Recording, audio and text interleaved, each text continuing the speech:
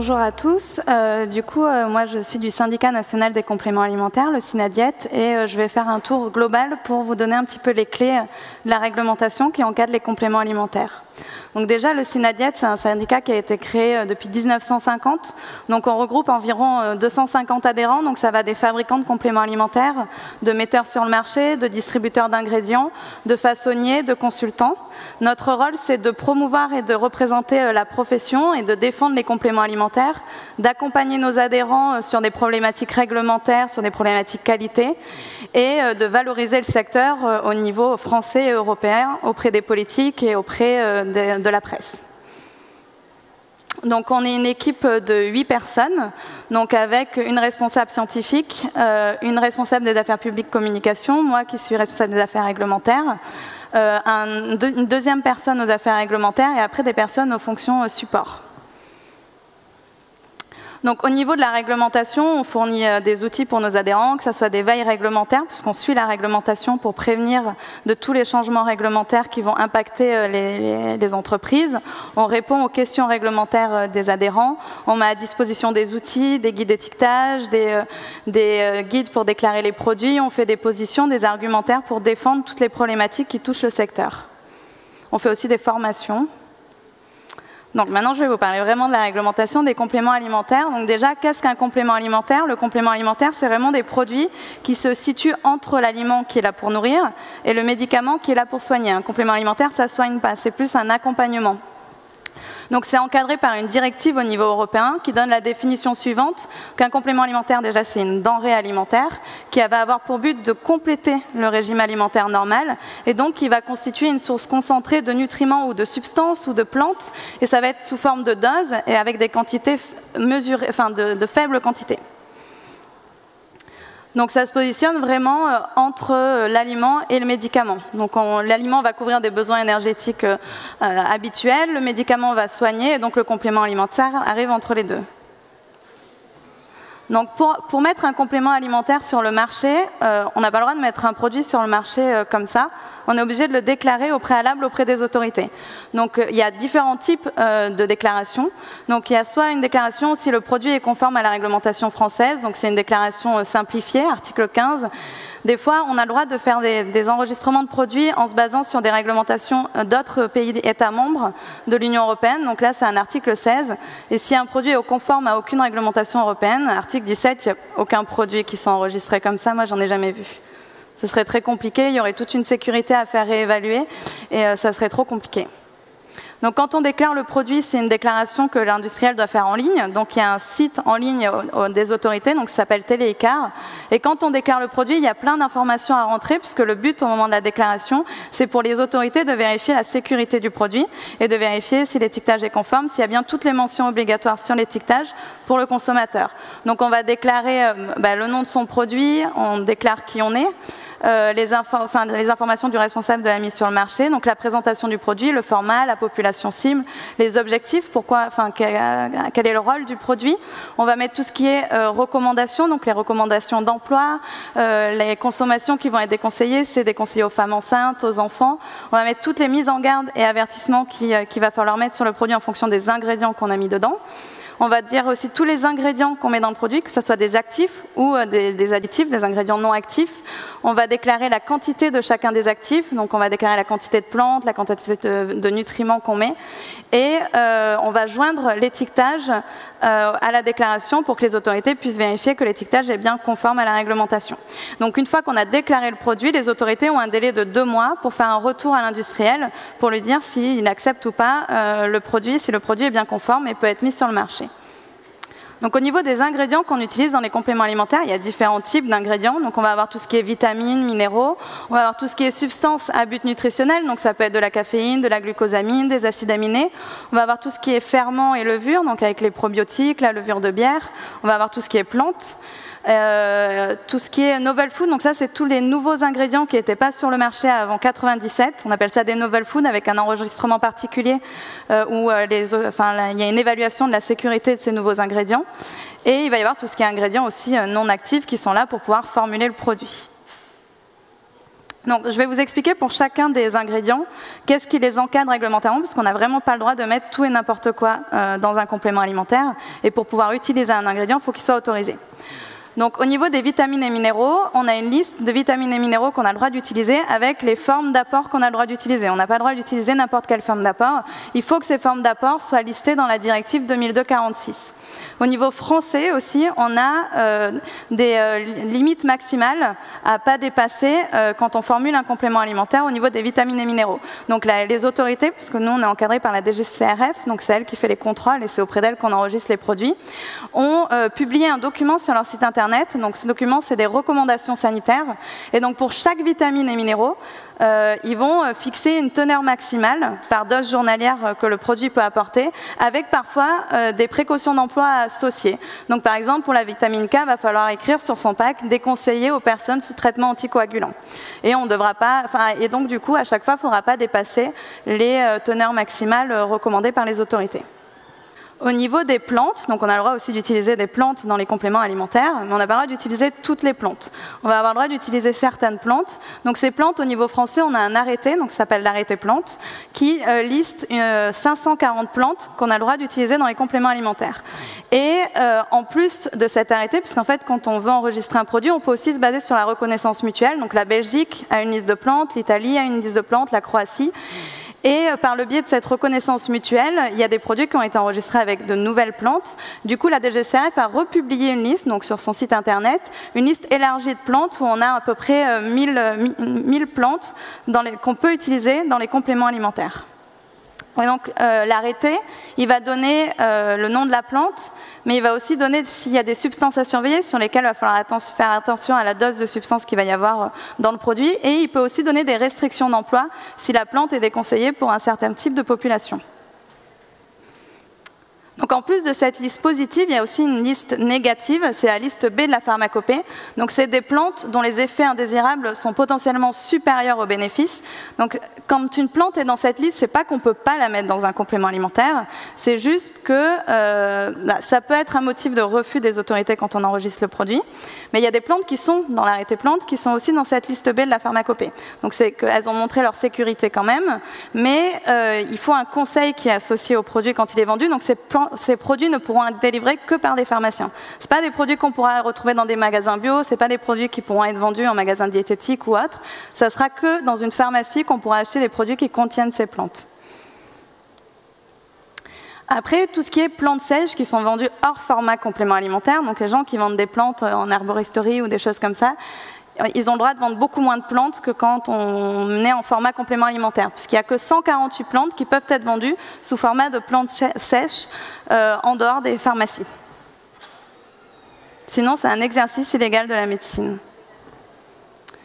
J'ai juste fait un petit point aussi sur les huiles essentielles dans les compléments alimentaires. Donc il n'y a pas de définition juridique d'une huile essentielle. Une huile essentielle, c'est un produit odorant qui est généralement de composition complexe et qui va être obtenu par entraînement par la vapeur ou par un procédé mécanique, mais il ne faudra pas qu'il y ait de chauffage. Alors il y a la DGCCRF qui a publié une liste de 77 plantes qui peuvent être utilisées sous format d'huile essentielle dans les compléments alimentaires.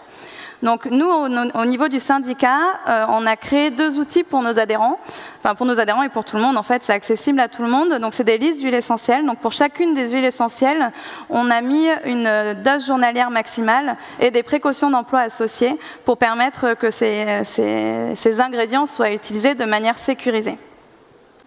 Donc ça, c'est la liste des huiles essentielles de la DGCCRF. Et donc ça, c'est les listes que nous, on a fait, où on a mis donc, pour chacune des huiles essentielles les doses journalières maximales et les précautions d'emploi associées. Sachant qu'on déconseille les huiles essentielles aux femmes enceintes et aux enfants de moins de 6 ans. Donc à chaque fois qu'un industriel veut développer un produit avec plusieurs huiles essentielles, il va falloir qu'il fasse une analyse de risque pour vérifier que le cumul des substances des différentes huiles essentielles ne va pas atteindre un seuil où ça pourrait être dangereux pour le consommateur. Donc systématiquement, quand on met un produit à base d'huile essentielle sur le marché et qu'on fait un mélange, il va falloir faire toute une analyse de risque pour regarder le cumul des substances et faire en sorte d'être en dessous de doses à risque. Donc après les huiles essentielles, il y a aussi des substances à but nutritionnel et physiologique, donc par exemple la glucosamine, la caféine.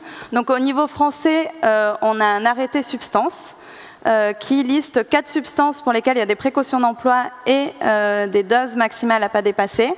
Et au niveau européen, il y a une liste de substances qui sont autorisées en alimentaire et donc de par ce fait, on a le droit de les utiliser dans les compléments alimentaires. Puis après, il va y avoir tout ce qui est usage bien établi, l'huile de poisson, enfin tout ce qui est utilisé en alimentaire, on va avoir le droit de l'utiliser dans les compléments alimentaires. Et encore, pour aider les industriels, la DGCCRF a publié une liste des substances qu'on a le droit d'utiliser dans les compléments alimentaires. Alors, les ingrédients sont autorisés, mais il y a des fois des seuils à ne pas dépasser, puisqu'à partir d'une certaine dose, on peut devenir médicament. Donc, quand on utilise une substance ou une vitamine, un minéral, il va falloir vérifier, ou une plante, il va falloir vérifier qu'on n'atteint pas la dose pharmacologique pour être sûr de ne pas être qualifié de médicament par fonction et faire retirer du coup tous ces produits du marché. Par exemple, pour la mélatonine, dans les compléments alimentaires, on n'a pas le droit de mettre 2 mg de mélatonine. On est obligé d'être 5% en dessous de la dose pharmacologique, puisque c'est la dose qu'on retrouve dans les médicaments. Donc on n'a pas le droit d'être aussi haut, on n'est pas un médicament, on n'est pas là pour soigner, donc on est obligé d'être en dessous de la dose pharmacologique. Au niveau de l'étiquetage, donc l'étiquetage aussi est encadré, il n'y a pas que la composition du produit, on n'a pas le droit d'écrire tout et n'importe quoi sur un étiquetage, et on a des mentions qui sont obligatoires, qu'on doit obligatoirement retrouver sur l'étiquetage d'un complément alimentaire. Donc ça va être déjà la dénomination légale de vente, complément alimentaire, ça va être la liste des ingrédients, donc on doit mettre tous les ingrédients, que ce soit les actifs ou les additifs, et il va falloir faire ressortir les allergènes en gras, pour que le consommateur voit de suite s'il y a des allergènes dans le produit. Il va falloir mettre la quantité nette, les conditions d'utilisation, le nom ou la raison sociale du metteur sur le marché, le mode d'emploi et le titre alcoolimétrique pour les boissons de plus de 1,2 degré d'alcool. Et en plus de ces mentions qui sont liées à la réglementation alimentaire, il va y avoir des mentions spécifiques aux compléments alimentaires. Donc on va devoir mettre le nom ou la catégorie de tous les actifs qu'on met dans le produit. Donc la portion journalière et la manière dont il va falloir consommer le produit avec les avertissements comme quoi il ne faut pas dépasser la dose recommandée. Il va falloir indiquer ne se substitue pas à un régime alimentaire varié et à un mode de vie sain. Indiquer la mention « tenir hors de portée des jeunes enfants ». Il va falloir déclarer la quantité de chacun des actifs par dose journalière. Donc si c'est 2 gélules par jour, il va falloir mettre pour 2 gélules combien on apporte au consommateur chaque jour. Donc que ce soit la quantité en plantes, en vitamines, en minéraux, en substances. Et il va y avoir toutes les mentions qui vont être liées pour des précautions particulières d'emploi en fonction des ingrédients qu'on utilise. On a vu tout à l'heure qu'il y avait certaines plantes qui emmenaient des précautions d'emploi. Il va falloir mettre toutes les précautions d'emploi pour que le produit soit sécurisé et que les personnes qui ne doivent pas le consommer ne le consomment pas. Donc ça, c'était toutes les mentions obligatoires. Mais après, pour vendre le produit, on est quand même obligé de le positionner et de faire des allégations pour expliquer au consommateur quel est le rôle du produit et pourquoi il l'achète. Donc il y a des allégations, il y a 2 types d'allégations. Donc une allégation, déjà, ça va être un message, ou ça peut être aussi une représentation graphique, un dessin qui va faire suggérer une idée, c'est considéré comme une allégation. Donc, il y a 2 types d'allégations. Il y a les allégations nutritionnelles, donc là où on met en avant la présence ou l'absence d'un nutriment ou d'une substance. Par exemple, ça va être source de vitamine C, riche en calcium.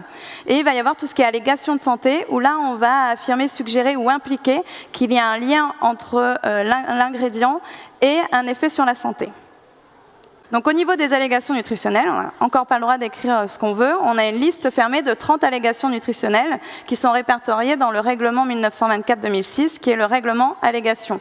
Donc on va avoir, ce que je disais, source de vitamine D, riche en vitamine D, et on a les conditions pour pouvoir utiliser ces allégations. Donc par exemple, pour être source, il va falloir apporter 15% de la valeur nutritionnelle de référence. Pour être riche, il va falloir apporter 30%.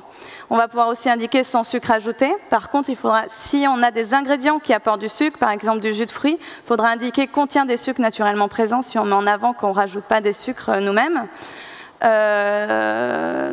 Et voilà, on va pouvoir aussi mettre en avant la naturalité d'un apport en nutriments. Si par exemple, on apporte de la vitamine C mais pas de synthèse, on met de la vitamine C parce qu'on met de l'acérola et que notre acérola apporte la quantité en vitamine C, on va pouvoir mettre naturellement riche en vitamine C par exemple. Au niveau des allégations de santé, donc elles sont encore encadrées par le même règlement. Donc le règlement, il va toucher ce qui est étiquetage, mais aussi toutes les communications qu'on va faire sur son site internet, tous les leaflets qu'on va donner, il faut qu'ils respectent le règlement allégation. On n'a pas le droit d'écrire tout et n'importe quoi dessus. Donc, il va falloir faire attention au nom de marque. Si le nom de notre produit sous-entend une action, il va falloir qu'il y ait une allégation autorisée qui soit indiquée sur l'étiquetage pour soutenir le nom du produit. Donc là, par exemple, Nova Nuit, il va falloir qu'il y ait une allégation derrière sur le sommeil. Brûleur minceur, il va falloir qu'il y ait une plante qui permette vraiment de brûler les graisses et une allégation associée à cette plante. Donc pareil, au niveau des représentations graphiques, si on fait une représentation graphique là, qui suggère le bien-être articulaire, il va falloir derrière avoir bien une plante qui joue sur l'articulation et qui a une allégation sur cet axe-là. Donc il y a des principes de base au niveau des allégations, il ne faut pas qu'elles soient ambiguës, inexactes ou trompeuses, il ne faut pas qu'elles suscitent de doutes sur la sécurité ou l'adéquation nutritionnelle d'autres denrées alimentaires, on n'a pas le droit de dénigrer les autres denrées alimentaires, il ne faut pas encourager une consommation excessive du complément alimentaire. Il ne faut pas affirmer, suggérer ou impliquer qu'une alimentation équilibrée ne peut pas répondre aux besoins normaux. Il va y avoir des allégations qui sont interdites. On n'a pas le droit de faire référence au rythme ou à l'importance de la perte de poids. On n'a pas le droit de sous-entendre que s'abstenir de consommer la denrée alimentaire pourrait être préjudiciable pour la santé. On n'a pas le droit de faire des allégations qui vont faire référence à des recommandations d'un médecin. Et ce qui est totalement interdit, la pire chose à faire, ce serait de mettre des allégations thérapeutiques sur son produit. Ça, c'est interdit. On n'a pas le droit de faire des allégations relatives à une maladie. On n'est pas là pour soigner. Donc, c'est totalement interdit. On va pouvoir, par exemple, on n'aura pas le droit d'écrire « le calcium prévient l'ostéoporose », mais on pourra dire « le calcium contribue à la densité osseuse normale ». Donc il va y avoir différents types d'allégations. On va pouvoir mettre en avant le rôle d'un nutriment ou d'une substance sur la croissance, dans le développement et dans les fonctions de l'organisme. Donc par exemple, le ginkgo biloba participe à la circulation. On va avoir des allégations sur les fonctions psychologiques et comportementales. Donc là, par exemple, la passiflore participe à la détente et la relaxation. Et on peut avoir des allégations sur l'amaigrissement, le contrôle du poids. Donc là, le nopal contribue au contrôle du poids. Donc on va pouvoir faire des allégations sur le poids, mais on n'aura pas le droit de dire vous allez perdre tant de kilos en tant de jours. Ça, vous n'avez pas le droit de l'écrire sur un étiquetage ou sur une communication. Donc, il y a deux cas au niveau des allégations. Donc, c'est un peu compliqué aujourd'hui au niveau des allégations. Donc, il y a les allégations sur tout ce qui est nutriments, vitamines, minéraux, substances, où là, il y a une liste d'allégations autorisées qui a été publiée au niveau européen. Donc, dans cette liste, on va avoir le nom du nutriment, l'allégation et les conditions pour pouvoir l'étiqueter. Par contre, ce qui est allégation plante, là, c'est un peu plus compliqué, parce qu'en fait, depuis 10 ans, les allégations plantes sont en attente d'évaluation au niveau européen. Donc, on a une liste d'allégations en attente. On a le droit d'utiliser que les allégations qui sont dans cette liste d'allégations en attente, mais elles n'ont pas été évaluées encore scientifiquement. Donc, c'est à l'opérateur de s'assurer que l'allégation qu'il utilise n'a pas un wording thérapeutique, que sa plante répond bien à l'allégation. Donc, il doit avoir un petit dossier biblio pour pouvoir justifier que sa plante répond bien à l'allégation. Et c'est à lui de s'assurer de la véracité de son allégation. Donc ça, c'est ce que j'ai dit en fait tout à l'heure. Donc c'est sur les vitamines et minéraux. Donc quand on utilise une allégation autorisée sur les vitamines, minéraux ou substances, il va falloir réutiliser exactement le wording. On a le droit un petit peu de le changer, mais il ne faudra pas en dire plus que ce qui est écrit. Il va falloir respecter les conditions qui sont indiquées dans le règlement. Donc ça se présente comme ça, on a le nom de l'ingrédient, le libellé de l'allégation, les conditions d'utilisation. Des fois, il va y avoir des restrictions en plus, donc des doses journalières, des populations cibles, des mentions d'étiquetage à indiquer en plus. Donc il va falloir respecter toutes les conditions de ce règlement, donc c'est le règlement 432/2012. Et donc au niveau des allégations plantes en attente, il y a plus de 2000 allégations plantes en attente, elles sont listées dans un document de la Commission européenne, donc c'est juste des numéros d'allégation, et après c'est à l'opérateur d'aller rechercher quelle est l'allégation qui se cache derrière le numéro. Donc il y a une base de données au niveau de l'EFSA, donc qui est l'organisme européen qui évalue la sécurité et la véracité des allégations. Et du coup, vu qu'elles n'ont pas encore été évaluées par l'EFSA parce qu'elles sont en attente, c'est à l'opérateur d'avoir un dossier bibliographique étayé pour justifier que sa plante a bien un effet, l'effet qu'il allègue. Et il faudra surtout toujours pas faire référence à un effet pharmacologique ou une action thérapeutique. Donc ça, c'est la base de données de l'EFSA. Quand on l'ouvre et qu'on rentre, on va par exemple chercher avec un nom de plante, on va aller vérifier que le numéro d'ID qui est affiché est bien dans la liste des allégations en attente. Et on va regarder le wording et les conditions d'utilisation qui ont été renseignées par l'opérateur qui a déposé le dossier. On a le droit d'utiliser que ces allégations. Si on a une plante et qu'il n'y a aucune allégation en attente, on n'a rien le droit de dire dessus. On ne pourra pas communiquer sur l'effet de cette plante.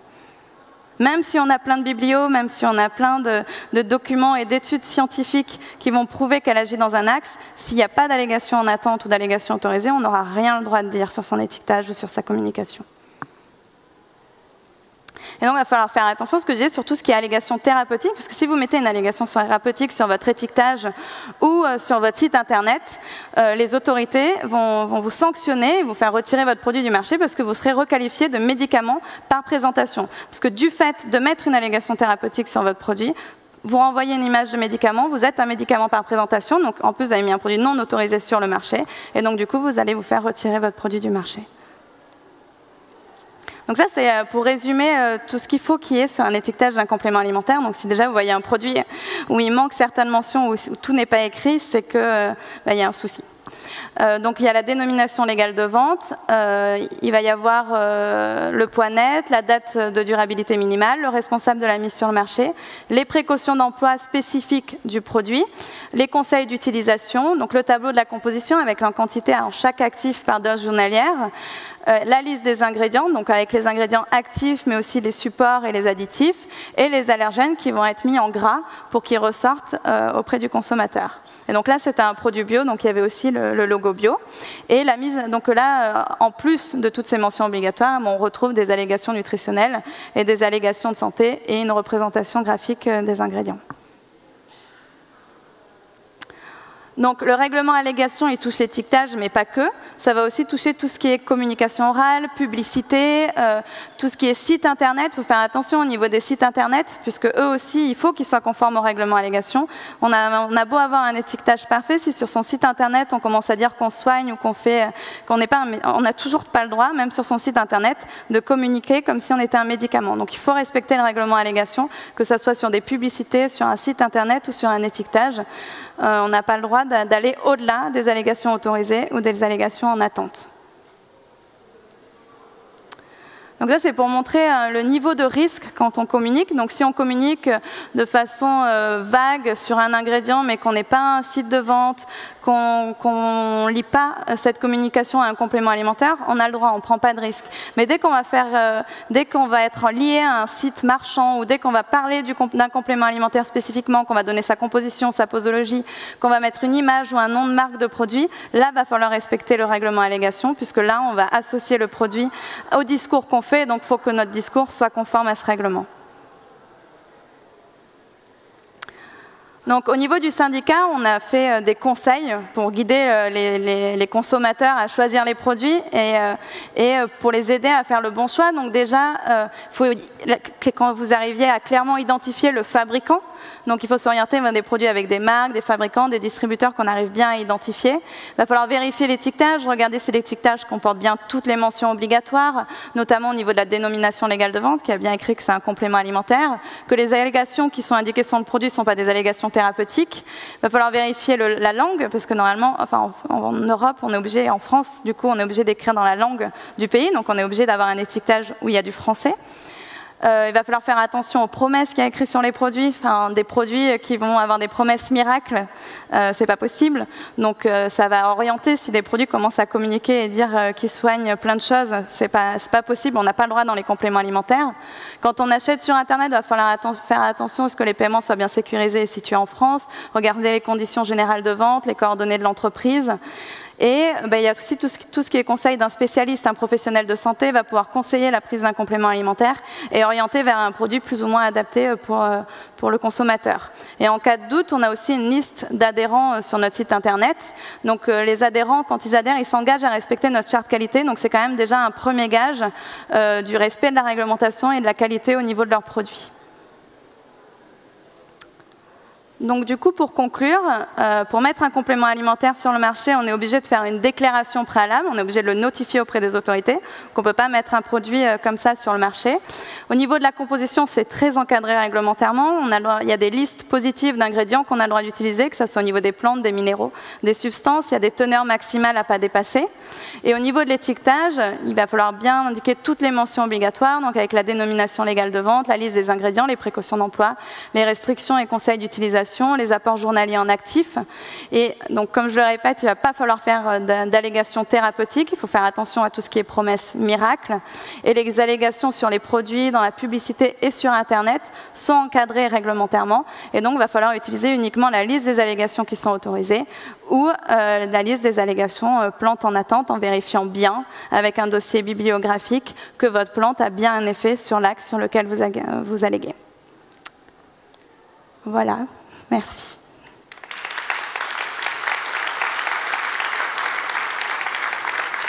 Je ne sais pas s'il y en a qui ont des questions. Vous avez parlé de la liste des allégations en attente pour les plantes. Est-ce que c'est cette même liste qui s'applique pour les huiles essentielles?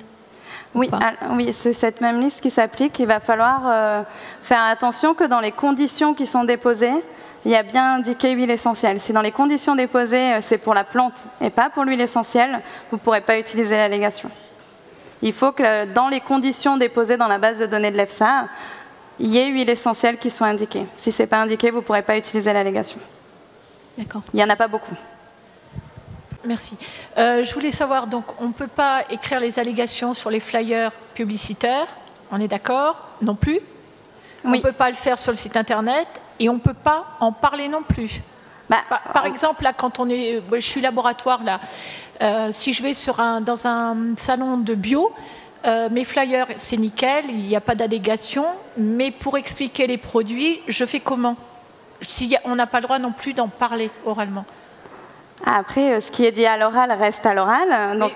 Mais comme vous l'avez marqué... Oui, réglementairement, tout ce qu'on dit sur le produit doit être conforme à la réglementation. Après, si vous n'avez pas les autorités derrière vous, potentiellement à l'oral, vous pouvez vous permettre d'en dire un peu plus parce que vous prenez quand même moins de risques. Mais normalement, tout ce que vous dites, il faut respecter le règlement allégation. Vous ne pouvez pas en dire plus que ce que votre produit a le droit de dire. D'accord. Mais après, à l'oral, les gens se permettent quand même toujours plus de communiquer parce que ce n'est pas écrit, il n'y a pas de traces, donc les gens se permettent un peu plus. J'aurais une autre question complémentaire pour les documents d'information qui font appel à des témoignages de professionnels de la santé comme des pharmaciens, édités donc par un laboratoire. Donc, les propos tenus par ce professionnel, est-ce que il reste de la responsabilité de ce professionnel ou est-ce qu'il passe sous la responsabilité du laboratoire? C'est votre document avec votre nom de laboratoire, donc il est sous votre responsabilité. Il est sous la responsabilité de celui qui... Il faut qu'il soit conforme. D'accord. Merci. Bonne journée.